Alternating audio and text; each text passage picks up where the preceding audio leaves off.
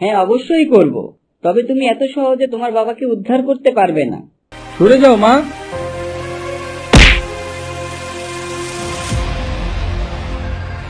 তুমি মায়াপুরের বাসিন্দা, কিন্তু ছেলেটাকে দেখে তো একদম স্বাভাবিক মানুষ মনে হচ্ছে। রাজকুমার, আপনার আরো বেশি বেশি চর্চা করতে হবে। ঠিক আছে বিজয়।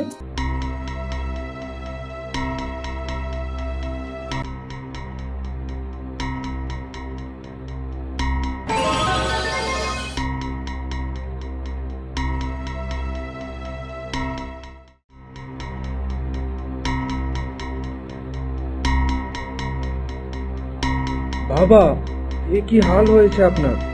আপনার এই হাল যে আমি সহ্য করতে পারছি না। চাঁদনি, তুমি এসেছো? এরা কারা? এখানে কেন এসেছে?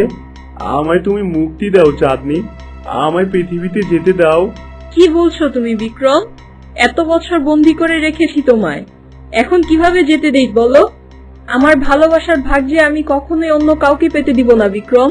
তোমার এই হিংসার পতন হবেই, দেখবে আমার সন্তান এসে আমায় ঠিকই উদ্ধার করে নিয়ে যাবে। বেশ, আসতে দাও তোমার সন্তানকে, আর ততদিন পর্যন্ত তুমি এখানেই পচে মরো। তুমি আমার ভালোবাসাকে অপমান করেছো বিক্রম, এত সহজে তো তোমাকে মুক্তি দেব না। মা, আমি এখানে এসেছি বাবাকে মুক্ত করার জন্য, আর তোমরা কিনা আবার ঝগড়া করছো? না বাবা জয়, ভুলেও সে কথা মুখে নিস না, তাহলে যে আমরা চিরতরে তোর বাবাকে হারাবো, আর কখনো হয়তো দেখতেও পাবো না। না মা, বাবা আমাদের সাথেই থাকবে, আর প্রয়োজনে পৃথিবীতে যেও থাকবে। তবুও বাবাকে এরকম বন্দি করে রাখা তোমার উচিত হয়নি মা। এতগুলো বছর তুমি আমার বাবার আদর থেকে বঞ্চিত করে রেখেছো, এখন আমি আর তা হতে দিব না। ঠিক আছে, তুই যখন এত করে বলছিস, তাহলে আমি আর তোকে বাধা দিব না।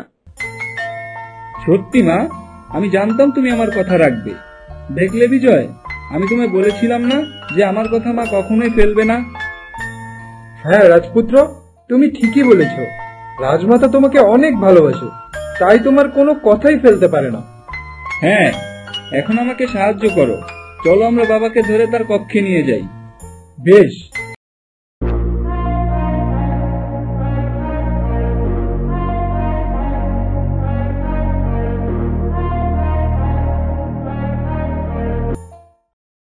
বাবা জয়, তখন তোমার সাথে ওই বালকটি কে ছিল?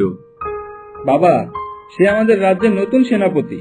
একদিন এক দুষ্ট পরীর হাত থেকে সে মাকে প্রাণে বাঁচিয়েছিল, আর তার কাজের খুব প্রয়োজন ছিল, তাই মা তাকে সেনাপতি নিয়োগ দিয়েছে। তাই তো বলি, এই বালককে যে আমি আগে কখনোই দেখিনি।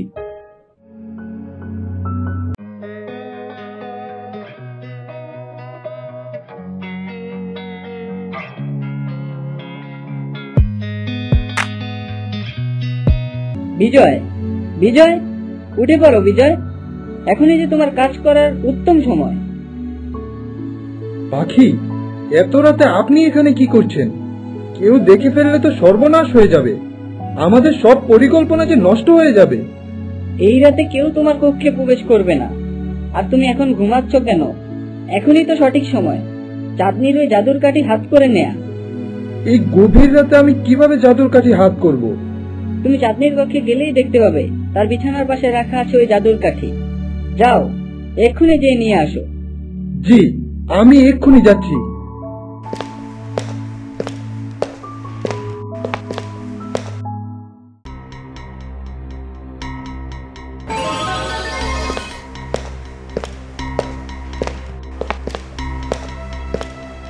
বাবা, এত রাতে আপনি এখানে কি করছেন?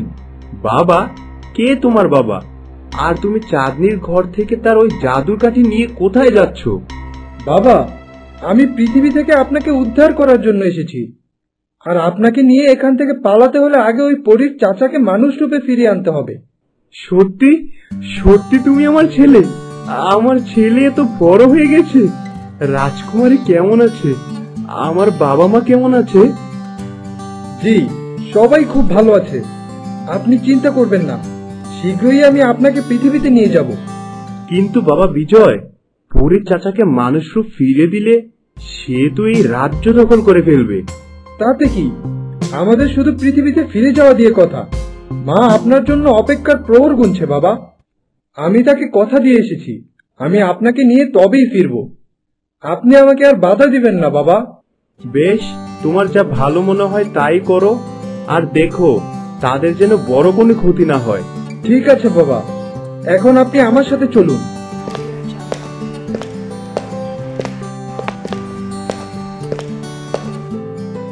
এসেছো বিজয়?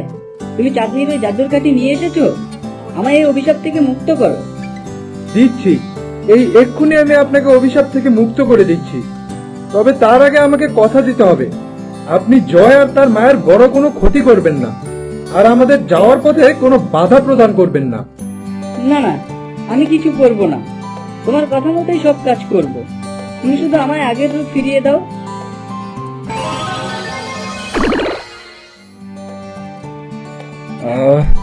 শান্তি লাগছে, এত বছর পর নিজের আসল রূপ ফিরে পেয়েছি। যাও, তোমরা এখান থেকে চলে যাও, বাকি সবকিছু আমিই সামলে নিব। ঠিক আছে, আমরা এখন তাহলে চলি। পঙ্খিরাজ, পঙ্খিরাজ, কোথায় তুমি? এক্ষুনি হাজির হও। ওই তো বিজয় আমায় ডাকছে, যাই এক্ষুনি তার সামনে হাজির হই।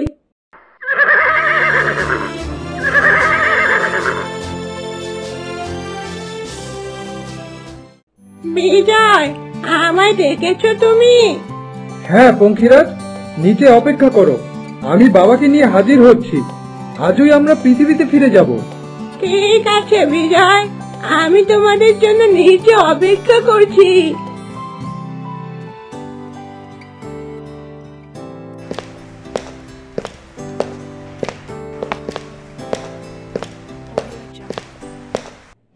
যাও যাও, তোমরা চলে যাবার পরে আমি রাজকন্যা ও তার পুত্রকে হত্যা করে রাজ্য দখল করব।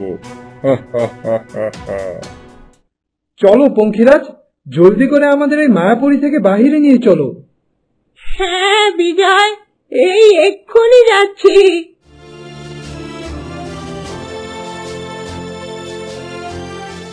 বাবা বিজয়, ওই লোকটাকে বিশ্বাস করে আমরা কোনো ভুল করিনি তো?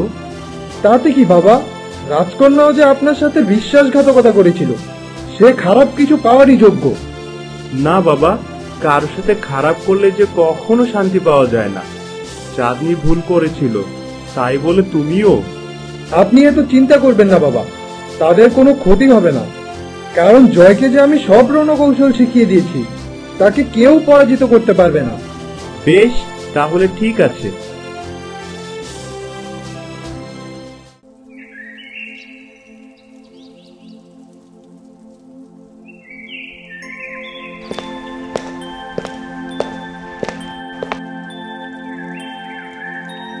বিক্রম, তুমি ফিরে এসেছো?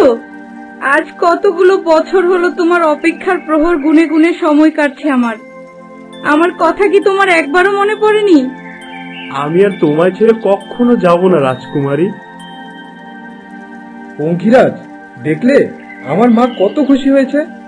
এখন থেকে আর মায়ের চোখের জল দেখতে হবে না। চলো আমরা দুজন ঘুরে আসি। হ্যাঁ বিজয়, তাই চলো।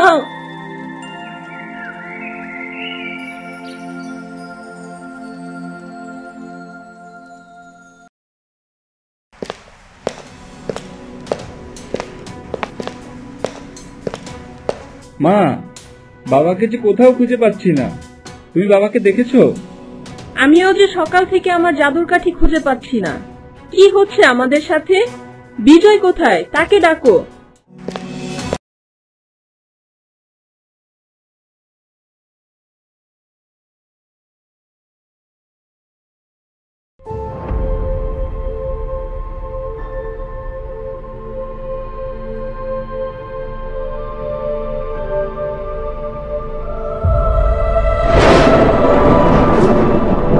আমি তোকে সারা দুনিয়ার সেরা শয়তান বানাবো, সেরা শয়তান।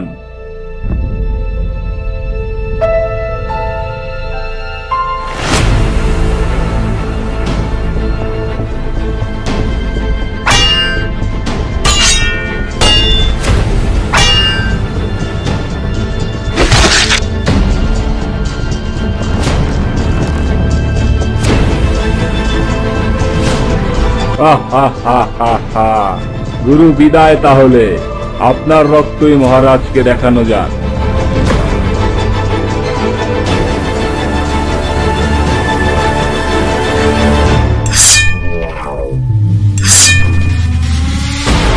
না, এ কি করলে তুমি?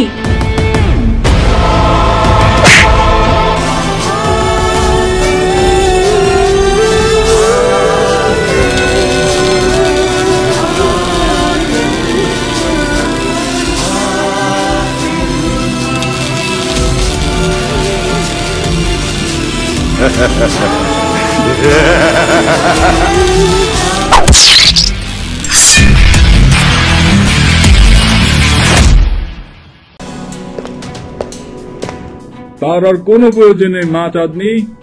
বিক্রম বিজয় কেউই নেই মায়াপুরীতে। চাচা যান, আপনি মানুষ হলেন কি করে? আর বিক্রম বিজয় তারাই বা কোথায়? বিজয় তার বাবাকে নিয়ে চলে গেছে, আর যাওয়ার আগে তোমার জাদুর কাঠি দিয়ে আমাকে মুক্ত করে গেছে। এখন তোমরা মা ছেলে মরার জন্য প্রস্তুত হও। না, আমি বেঁচে থাকতে তোর এই স্বপ্ন কোনোদিনও পূরণ হবে না। আজ তোদের সবাইকে আমি একাই হত্যা করব, আর তারপর ওই বিশ্বাসঘাতক বিজয়কে হত্যা করব।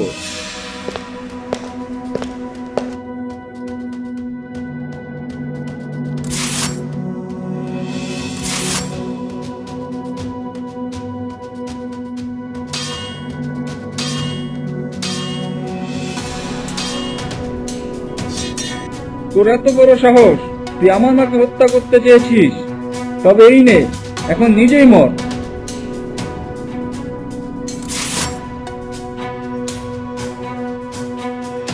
মা, তোমার কিছু হয়নি তো? না রে বাবা, আমার কিছুই হয়নি। কিন্তু বিজয় এভাবে বিশ্বাসঘাতকতা করবে আমি তা বুঝতেই পারিনি। তুমি চিন্তা করো না মা, আমি বিজয়কে তোমার পায়ের সামনে এনে হাজির করবই, এই কথা দিলাম।